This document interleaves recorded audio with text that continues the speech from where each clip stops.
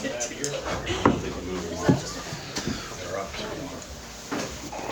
man.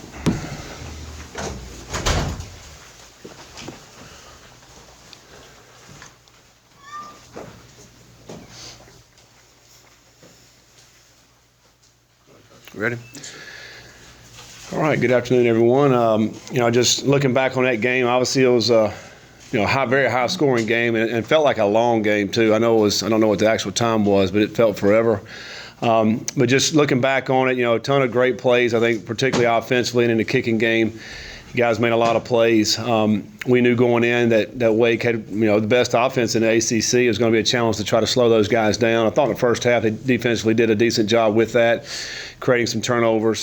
Second half, particularly fourth quarter, gave up a lot of yards and points, and probably got wore down a little bit in that fourth quarter. I think they ended up running 102 plays. So, but I think obviously overall huge win for us and our program to go on the road and beat a ranked team in the ACC. Maybe the first time that's happened. And over the last 2 weeks to get back-to-back ACC wins. Just really proud of our guys. You can't celebrate too long because you got the Tigers coming into town this weekend. So, we'll kind of put that game to bed on Sunday, and we've moved on to the Tigers. So looking forward to, hopefully a great environment this weekend, hosting Clemson. Scott, does Evans' poise surprise you for a true freshman? I think that's just kind of his makeup. I think he's a, very even keel kind of guy to begin with.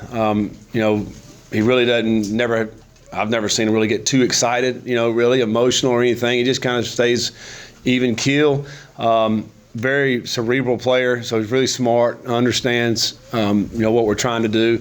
Extremely hard worker. We saw that right from the start when he got here in January, how hard he worked in the weight room. Now, that was a surprise. I mean, the way he worked to come in that weight room and just to do extra stuff. He days off, he's there. Here's a true freshman just showed up, and you could tell that's all he's known. That's how his DNA. And so, he's a competitor. But the poise, and that's just the way he is. I think that's his personality, his demeanor. Coach, can you kind of lost in the shuffle of the night was the special teams? Mm-hmm. Can you just kind of comment on what they meant all year, and then particularly on those kickoffs? A couple of blocks that were huge. I think Justin Marshall, both kickoffs had a huge block. In Wakefield, Keon had 3 pancake blocks on the big return plays. Tremendous. Justin Marshall did as well.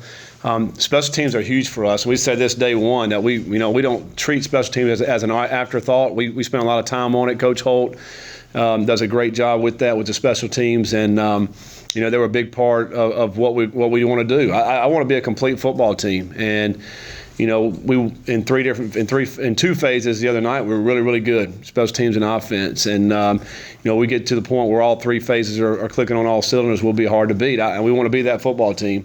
We don't shy away from putting starters on those teams. I mean, if you look on our kickoff return team, our top 2 running backs are back there in the back, and they're very productive in what they do. Tutu Atwell and Rajay Burns are returners in a punt game, and we've had some big punt returns this year. So, we know what Mason can do and Blanton can do in the kick as far as kicking goes, and so.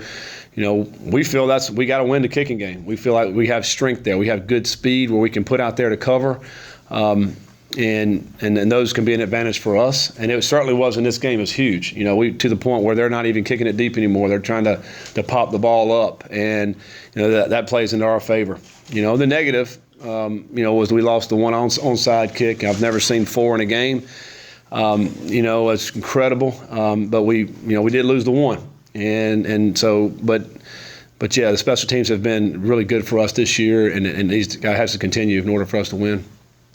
Coach, you talked about obviously Evans' work ethic. When you went back to recruiting him, even back to when you wanted him to app, what about his play specifically made you think that he could be able to do what he's been able to do on this level? Well, his film was good, I think, but the thing that put us over the top was he came to our camp at App in the summertime, and we had probably 8 to 10 quarterbacks. We were kind of really targeted, and we brought them all in on this one day, and he really outshined them all. The way he threw the football, very catchable, accurate ball, but he also had good velocity on it. You check his grades, very smart player. You talk to his coaches, they're like, works extremely hard. So you start checking all the boxes, and we were, he was the one we offered. As quarterbacks at that, we were like, all right, we want you. We're giving you first dibs. Do you want to come, play quarterback for us here at App? And he thought about it for 2 days, and then his parents called me, and he's like, we want to come do it. And so he committed to us. And then, once we got here, looking at our quarterback room, we said, listen, we got to go find a quarterback. Well, most quarterbacks have already committed at that point, including Evan. And so, we called Evan, and we loved the way he played, and said, would you be willing to come here? And he's like, they wanted to come visit. They came up. The big question was, will you give me an opportunity and a chance? And absolutely. And, we give everyone a chance. And I don't care what position, freshman or, fifth year senior, whoever the best player is going to play. And, obviously looking back, man, what a, great find for us to be able to get him here, because, he's played great in the last 2 games, and, we don't have very much depth there for sure. And, but, he's been certainly a bright spot for our football team. Coach, you guys played extremely fast the last couple of games. How concerned are you about your defense's ability to kind of remain to have energy late in games? It kind of seems like you guys ran out of gas in the fourth quarter the other night. Yeah, I think what had to do with what Wake does on offense. They're a fast team offensively. If you go back and chart, they run a lot of plays against everybody. That's just the way they do it. I think we had more time of possession, but we ran 72 plays. They ran 102. That's 30 snaps. If you just average 5 yards a play, that's a lot of yards. That's a whole football field and a half, right? So that's the difference. We're not a tempo offense. We are a no huddle offense. We can go fast. I don't want to put our defense in bind like that. And I think sometimes those kind of teams put their defense in bind. I think but we don't want to do that. But defensively though, you have to stop whoever you're playing. That's the bottom line. You have to try to do whatever you can do to slow them down and stop them. But 102 snaps is a lot. And what they do offensively is a very good offense. Obviously they're top, I don't know, what were they, 4th in the country offensively, halfway point of the season. They're pretty good. And they have good quarterback play, and they have really good wide receivers. Besides Wake Forest against Boston College as well, you guys gave up a lot of yards in the last 2 games. Is that a huge concern for you moving forward? The amount of yards that have been given up the last couple of games, is that a big concern with you guys for the rest of the season? Not yards are not a concern. Points are. We're getting up a lot of points in the last 2 weeks, and we've played. I think Wake Forest is 4th in the country in offense, and BC is 17th. So really good offenses. But I don't care about yards. You can have 800 yards. Just keep them out of the end zone. We got to do a lot better job keeping guys out of the end zone. And, this week right here, you're playing another very explosive offense. They're the kind of speed on the outside, one of the better running backs. Obviously, everybody knows about the quarterback. We can do it with his legs and his arms. So, you have to limit those big plays that get in the end zone. I think that's the key. We got to do better red zone defense, and hold them to field goals. I don't mind field goals. I think those touchdowns is what is so hard to overcome. Coach, you took App down to Death Valley in 2015 to play Clemson. Mm-hmm. How are they different from then to now? What challenges are they going to present to you guys this week? They're not really a whole lot different, I think.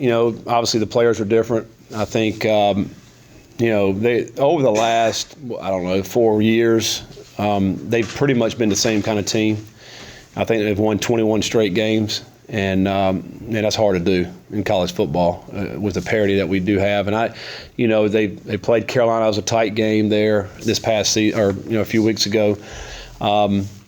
They've had a few slip-ups, but not many. And they've won most of them, even if they didn't play well, just because of the talent they have. They've done one of the best jobs recruiting out there in the country over the last 3 or 4 years, and you have some outstanding talent. They're a little bit younger up front, maybe this year, defensively, compared to like last year, all those D linemen that went to the league. Then you look offensively with the studs they have at wide receiver, of course, the quarterback. They just got a lot of talent all over the place. And that's like most teams you play will have a few here and there, but they seem like in every position they have some of the better players, and which makes it difficult.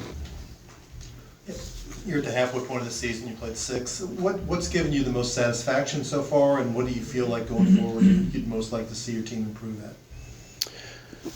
Well, I think, probably the biggest thing is the way we've been able to move the football. You know, we're top 10 in explosive plays. When you look at plays that are plus 30, plus 40, plus 50, and that's been good. You know, we have some big play guys. And we, you know, coming in, we thought we had some good receivers and good running backs. I thought, and that was going to be a plus for us.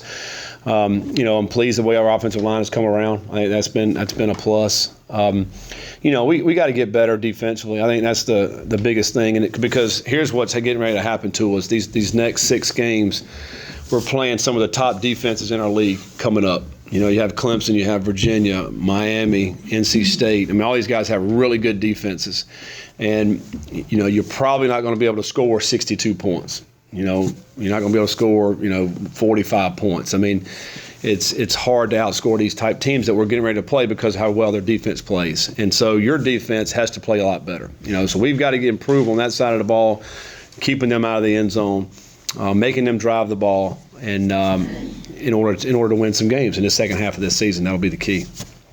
Scott, just the health status of Mikhail, and has Evan done enough to become your starting quarterback? You know, I think both of those guys have played really well. You know, I think Malik coming in, you know, he's whenever he's been out there, he's played great the last 2 weeks. You know, he's gotten dinged up a couple of times. He's had to come out, and Evan's come in and played great as well. So, you know, I'll say what I've always said is that, you know, whoever's the healthiest and gives us the best chance, that's who will play. You know, I mean, it's, you know, both of those guys have played good. I mean, we've moved the football and had some big plays. We've taken care of the ball for the most part. I mean, so they both can run. You know, I think we saw that, you know, with Evan in that last run he had to score. So we'll play the guy who's the most healthiest. I think that's probably been the biggest question, you know, and you know, I hate injuries, and that's part of the game, but whoever's the most healthiest guy will play.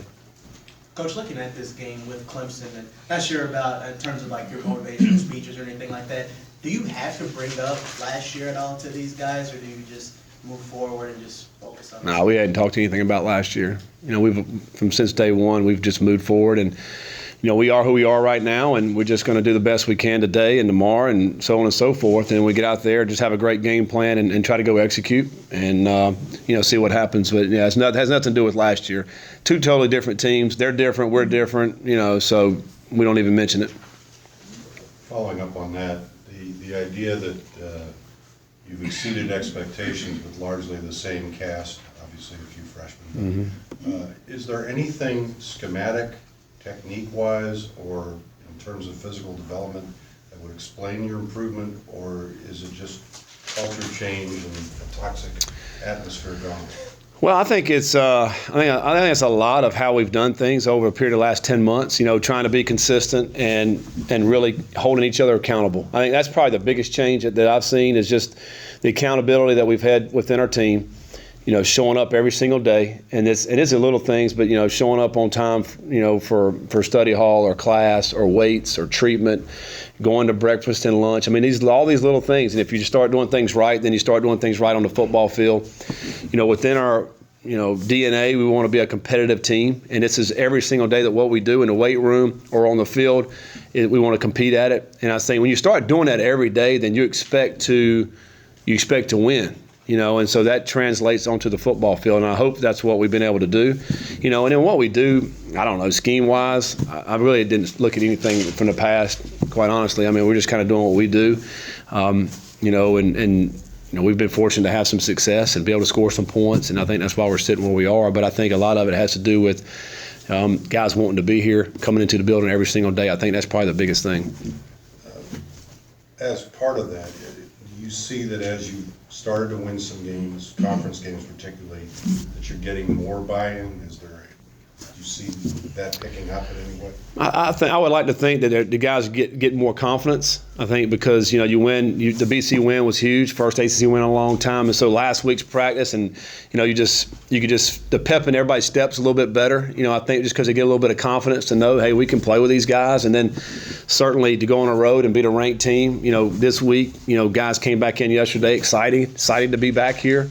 You're actually playing for something. I think just that confidence to know that you can compete, I think, is probably more so than anything. And you're eager to get back in here to get the game plan. You know, I always say to our guys on Tuesdays, they kind of get back and we can start meeting again on Tuesday. for them to walk into the meeting room, they're excited about, all right, coach, what we got this week? What are the plays this week? They're just kind of excited to see the game plan. That's fun. I think when you get to that point, it's fun for the guys, it's fun for our staff, and then let's go out on Tuesday's practice. Because a lot of times 18 to 20-year-olds, they don't want to go practice. But these guys are excited. They're excited. What's the plan? Let's go out here and execute the plan on Tuesday, Wednesday practice because we know that'll lead to success on game day, and they're starting to do that. That's the part that's been neat. Scott, you mentioned the UNC Clemson game. Clemson undefeated, but they've looked a little bit beatable in moments this year. So what can you take from those games, and what's it going to take to beat them this year? Yeah, except for this past weekend. It was. I looked at it. I was just watching that film. It was 42-0 in third quarter. I was like, wow, man, they turned it on. I think when they had the off week or whatever, and everybody's talking about, what is this Clemson team? They won 21 straight games. I think 14 out of the last 15 games they won by more than 14 points. I mean, it's unbelievable what people want to try to write a story about. This is not the Clemson, that we're used to. What? These guys are good, man. They're coached well. They expect to win, and they have a lot of talent. And again, 18 to 22-year-old guys. They went into Chapel Hill. Where you're a little flat. I don't know. Maybe give some credit to Carolina. Maybe they played well. Defensively had a great plan. Kind of confused Clemson a little bit. They were made enough plays on offense, and next thing you know, you're sitting there in the second half. Man, this is a tight ball game.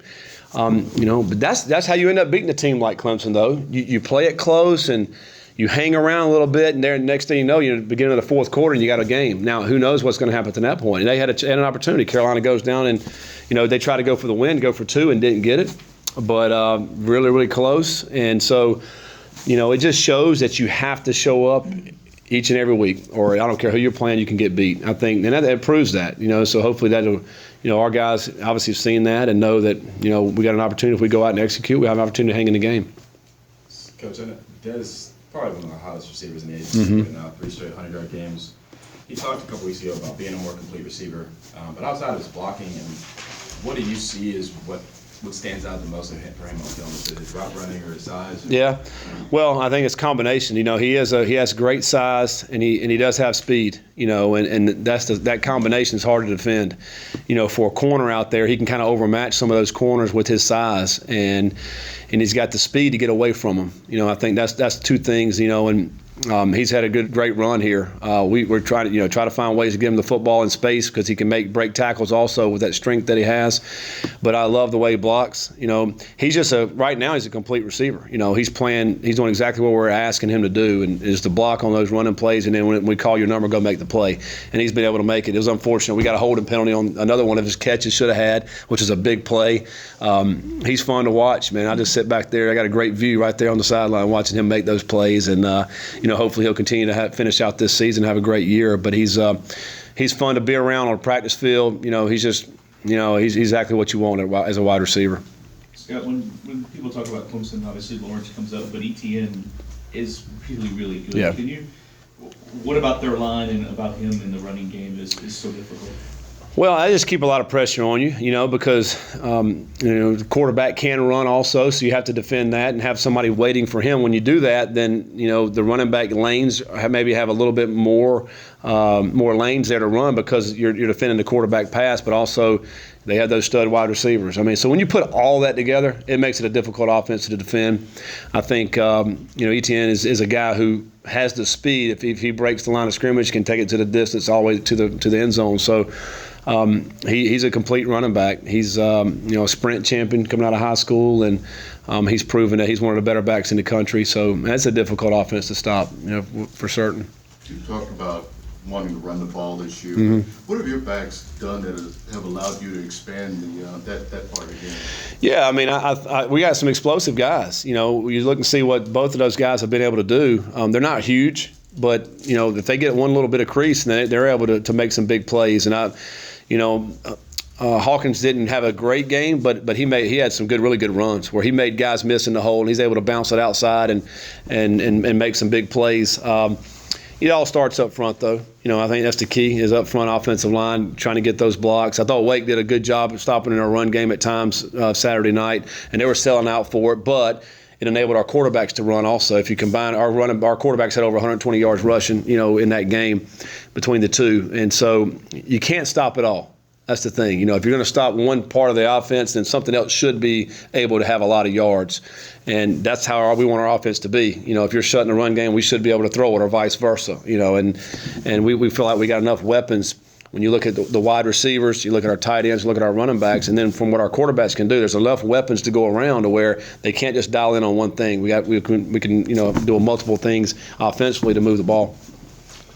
Outside the program, I'd say generally the view is you guys have exceeded expectations. What's the view from inside the program? We don't worry about it. We're taking it day by day to do the best we can. We want to win every game we play. So we're disappointed as far as, at the end of those losses, disappointed about those games. And so we're just taking it, day by day to do the best we can do. And we just hope at the end of the season what we've done is good enough, to warrant a good season. I think, I said that at the beginning of the season. What were your expectations this year? Well, to go out and play hard and to put a competitive product on the field. And then whatever that is at the end of the year, we hope we've been able to do that. I would say, if you look at a midpoint grade, we've been able to do that. We've been very competitive in our games, and we've played really, really hard. This past game, I mentioned this after the BC, we wear the catapult systems where you're charting, effort and strain and all that, and this was our best game. This was our best game. Our kids played the hardest they've played all year in this past week, and that's what we like to see, and that's what we want to see as we move forward. Coach, at any point, I know you said, obviously you're not looking, Clemson's different. Mm-hmm. So Clemson from last year is going to be different because the personnel is different. At any point over your 10 months here, did you look at that film to see the guys you had, and then if so, how much different is that than what you have now on the field? No, I didn't look at any film from last year. So I can't speak to the question because I didn't see it. When we got in here, we just said, listen, we're cleaning the slate. Wherever you are now, listen, we'll build from it, and we'll grow, and we'll get better as we are right now. Our whole thing was for us. That's why it took a little bit of time. You go spring practice, summer, and fall camp. All right, where can the best play? A guy like Robert Hicks, where can we put him? So we're just kind of looking at guys, and that was our deal, just trying to figure out where can they best help us play and find roles for everybody. And make our team a better team. And I think right now we've kind of settled in that, kind of where everybody's at. So, but I really can't compare to in the past. Coach, there was a clip that was probably played 40 times in the ACC Network. I don't know if you saw this or not, but it's where Coach Ivey had a bloody nose from getting the guys all hyped up. Mm-hmm. And there was another clip where Stu Holt's trying to pull us Mm-hmm. back. What happened in that situation? Was he just trying to get him pumped up, or was it really something going on there? What's kind of the explanation behind that? It's just a pregame, I don't know, ritual. I don't know what you want to call it, but I mean, Coach Ivey's been doing that his whole coaching career. It's just he's down there with his defensive line and getting those guys going, getting them hyped up pregame. And he just happened to get hit in the lip. I think that's why he got some blood on that one because he doesn't have a helmet on. But he's interactive. He's very passionate about what he does. I think Coach Lefford the same way. Coach Lefford getting that offensive line fired up. It's a different world when you put your hand down on the ground. Offense and defensive line. That little area right there, it's a different world. You've got to be a different kind of guy to put your hand down on the ground. And Coach Ivey played D-line. Coach Lefford played, in the NFL at offensive line, and they understand that world. If you talk to defensive linemen and offensive linemen, they'll tell you the same thing. And Coach Lefford always jokes with me. He said, "You ever put your hand in the dirt?" And no. I'm a quarterback. I'm one of these guys that don't want to live in that life. But it's a different world. But they're just getting their guys fired up, getting their guys ready to play. Everybody's different in how they do that, and it's that's just the way they do it. Sometimes they have some casualties out there as far as some injuries go, but it's because they care about their guys and they want to get the most out of them and have fun with it. I mean, I think that's the bottom line. Last one, Tim. When you were first hired, Vince Tyree talked about hunting a bowl game, and a lot of us thought it was pretty ambitious given what we saw last year. At what point did you feel that you had maybe a better level of talent here than was widely perceived, and perhaps that was a reasonable expectation?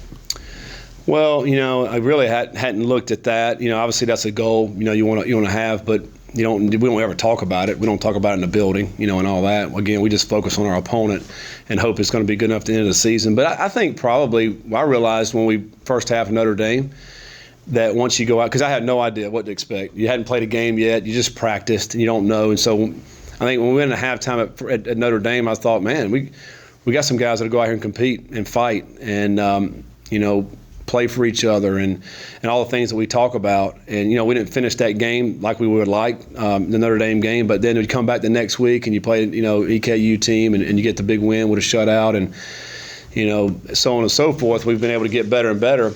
But I think really that first half, I just said, man, we got something to work with here. And I think that was, for me as a coach, because he didn't know, that was the big unknown. And I think we've proven that over.